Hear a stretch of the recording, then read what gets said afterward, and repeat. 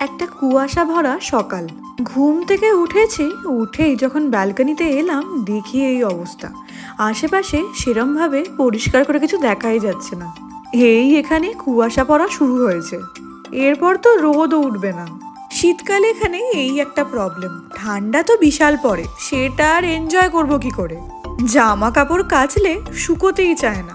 তো যাই হোক, মা সকালবেলা সব রান্না বান্না সেরে নিয়েছে।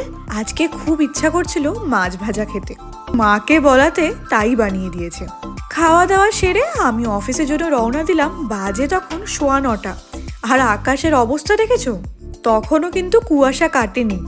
দাঁড়াও, এইখানে এখনো অবধি ঠিক করে বুঝতে পারছো না আসল কতটা কনকনে ঠান্ডা, সেটা এবার দেখো। লোকজন যেখানে কিভাবে বাইকে যাতায়াত করছে ভগবান জানে। উপায় না থাকলে আর কি করা যাবে। এখানে নাকি প্রতি বছর এরকম ঠান্ডা পড়ে, এবারেরটা আমার একটু বেশিই মনে হচ্ছে। আমার এরকম পাতলা সোয়েটার দেখে জাজ করো না কিন্তু। আমার আসলে সোয়েটার পরতে একদম ভালো লাগে না, কিন্তু আজকে আর না পরে পারিনি।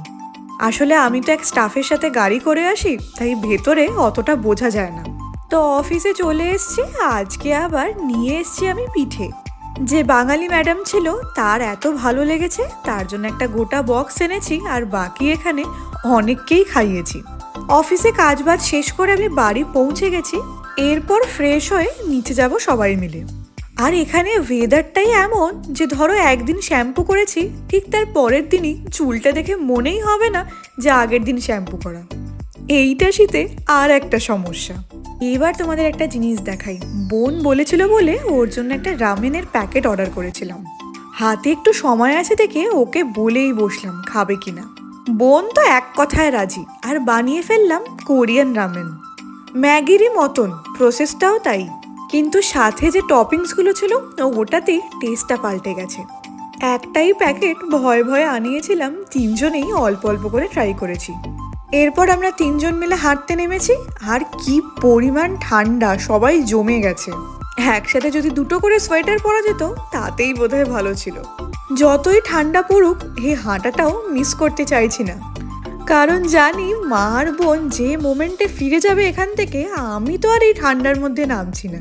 আর নামবই বা কি করে? অফিস থেকে ফিরতে আমার এত লেট হয়, বিশেষ করে কোয়ার্টার এন্ডে তো আর বলারই নেই।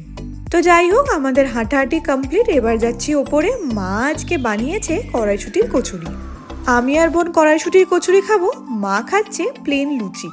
টাটা।